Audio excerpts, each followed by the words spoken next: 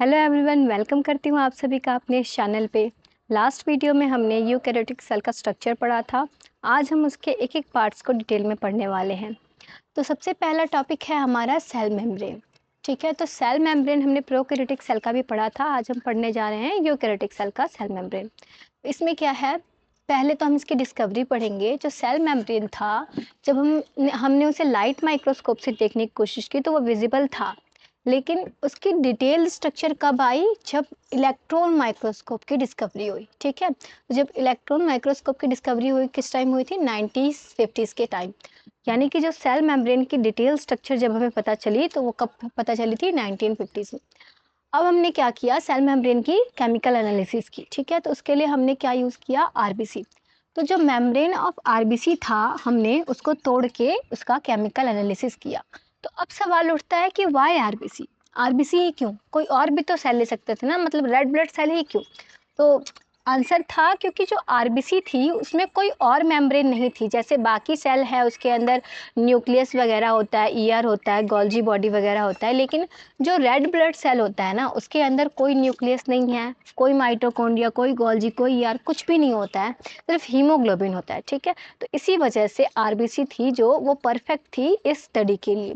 तो हमने क्या किया, आरबीसी ले ली, उसके अंदर हीमोग्लोबिन था, मेम्ब्रेन था, इसको हमने डिस्ट्रॉय किया। उसके बाद इसको हमने केमिकली एनालाइज किया। जब हमने इसे केमिकली एनालाइज किया तो हमने क्या ऑब्जर्व किया कि इसके अंदर क्या क्या प्रेजेंट था। एक तो फॉस्फोलिपिड प्रेजेंट था।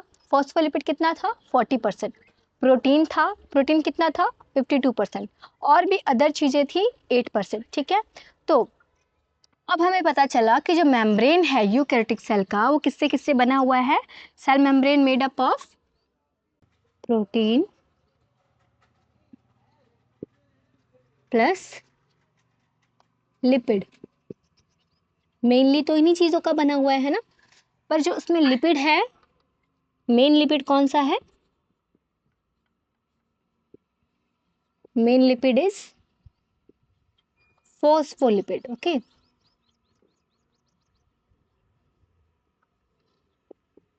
ये देख लेते हैं हम फॉस्फोलिपिड का स्ट्रक्चर अब। तो फॉस्फोलिपिड का स्ट्रक्चर कैसा होता है, इसके अंदर एक पोलर हेड होता है जो कि वाटर को अट्रैक्ट करता है। तो हमने पहले भी पढ़ा हुआ है, जो वाटर अट्रैक्टिंग पार्ट होता है उसे हम क्या बोलते हैं, हाइड्रोफिलिक। इसके अलावा इसके अंदर दो टेल प्रेजेंट होती हैं, हाइड्रोफोबिक टेल, जो कि वाटर को रिपेल करती हैं। तो ये तो हो गया हमारा स्ट्रक्चर फॉस्फोलिपिड का। इसी को ले लेके हमारा पूरा का पूरा सेल मेम्ब्रेन बना हुआ होता है। यूकैरियोटिक सेल भी हमारी बाई लेयर होती है लिपिड की।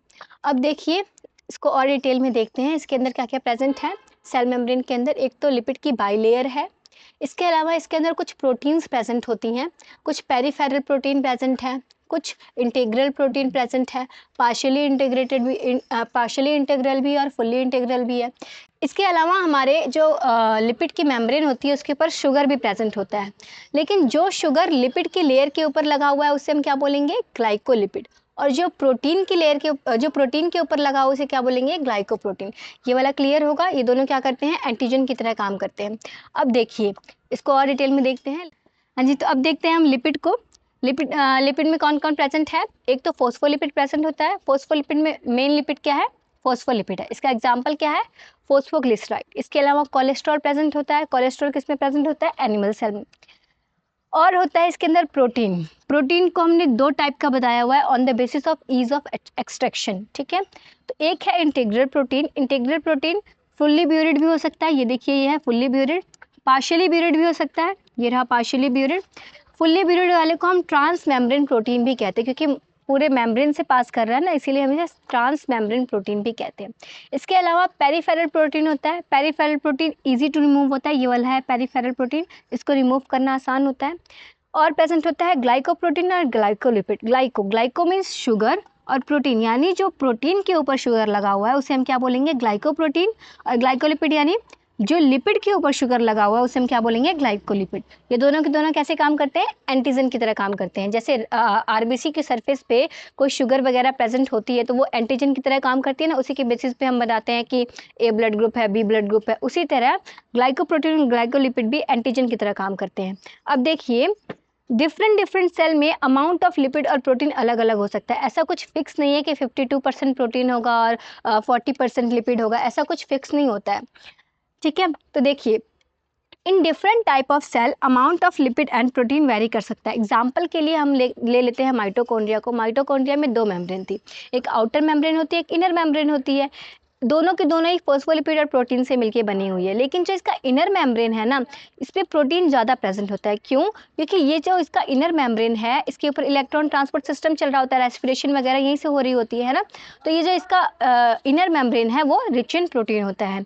तो ये तो हो गया आपका सेल मेम्ब्रेन का स्ट्रक्चर। ठीक है, इसके रोल के बारे में भी हम पढ़ेंगे, लेकिन उससे पहले हम देख लेते हैं कि मॉडल ऑफ सेल मेम्ब्रेन कितने तरह के थे और किसने किसने दिए थे। ठीक है, हाँ जी, तो अब हम देखते हैं model of membrane structure. Cell membrane के स्ट्रक्चर पे बहुत सारे मॉडल्स दिए गए। ये मॉडल उस बेसिस पे थे कि कैसे लिपिड और प्रोटीन मेम्ब्रेन में, कैसे लिपिड और प्रोटीन मेम्ब्रेन में अटैच हो सकते हैं। ठीक है, तो सबसे पहला जो मॉडल था वो था डैनियल और डेविसन का। कौन सा मॉडल था इनका? Sandwich model. उसके बाद था रॉबर्टसन का यूनिट मेम्ब्रेन मॉडल। कौन सा? Unit membrane model.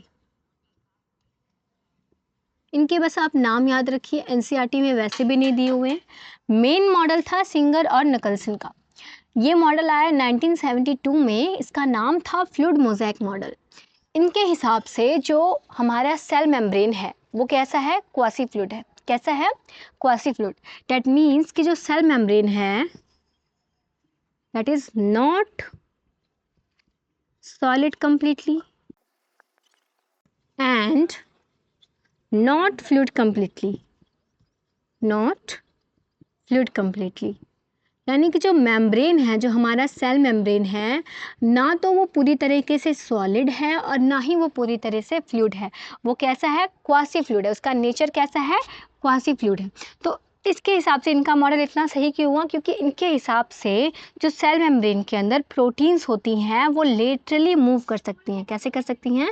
Laterally move कर सकती है। क्यों? क्योंकि जो मेम्ब्रेन है वो कैसा है? क्वासी फ्लूइड है, वो पूरी तरीके से सॉलिड नहीं है, इसीलिए प्रोटीन की लेटरल मूवमेंट पॉसिबल है।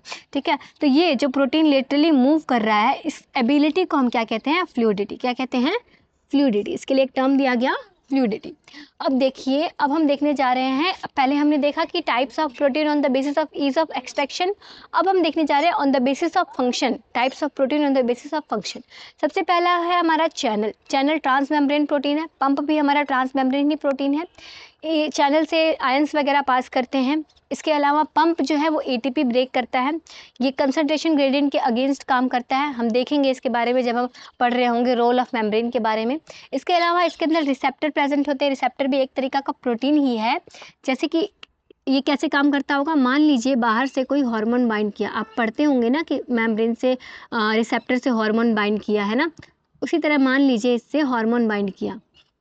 अब जैसे ही इससे हार्मोन बाइंड किया, एक्स्ट्रा सेलुलर पे आके एक्स्ट्रा सेलुलर मेम्ब्रेन पे आके रिसेप्टर से हार्मोन बाइंड किया, तो चेंजेस कहाँ देखने को मिलेंगे? इंट्रा सेलुलर मेम्ब्रेन में चेंजेस यहाँ पे देखने को मिलेंगे। ठीक है, सेल के अंदर चेंजेस देखने को मिलेंगे। तो ये हो गए types of protein on the basis of function, और हो गया हमारा सेल मेम्ब्रेन का मॉडल। तो सबसे आप याद रखेंगे मेन मॉडल कौन सा था? सिंगर और निकलसन का। नाम क्या था? Fluid mosaic model. कब आया था? 1972 में। इनके हिसाब से मेम्ब्रेन का नेचर क्या है? Quasi fluid. मतलब मेम्ब्रेन ना तो सॉलिड है और ना ही फ्लूइड है, कंप्लीटली ना तो सॉलिड है और ना ही फ्लूइड है, जिसकी वजह से प्रोटीन वगैरह जो भी है वो क्या करता है? अपना लेटरल मूवमेंट कर सकता है। उसको हम क्या कहते हैं? फ्लूइडिटी। तो आज हमने पढ़ लिया, क्या क्या? आज हमने पढ़ लिया, एक तो मॉडल ऑफ मेम्ब्रेन पढ़ा, सेल मेम्ब्रेन का स्ट्रक्चर पढ़ा, उसकी केमिकल एनालिसिस की, इसके अलावा अब हम देखने वाले हैं नेक्स्ट वीडियो में हम पढ़ेंगे रोल ऑफ मेम्ब्रेन के बारे में कि सेल मेम्ब्रेन के रोल्स क्या क्या होते हैं। ठीक है, तब तक के लिए थैंक यू वेरी मच।